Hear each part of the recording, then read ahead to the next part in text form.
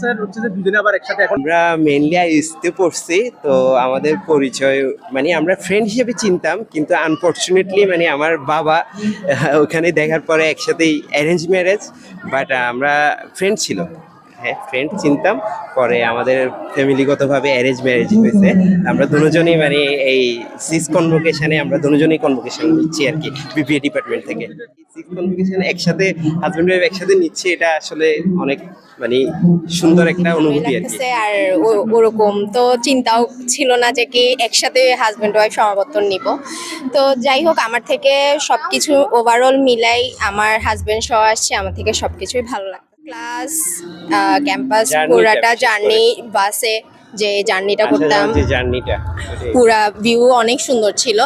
তো আমাদের ক্যাম্পাসে ম্যাক্সিমাম জায়গায় অনেক সুন্দর, তো ওগুলাই মিস করার মতোই।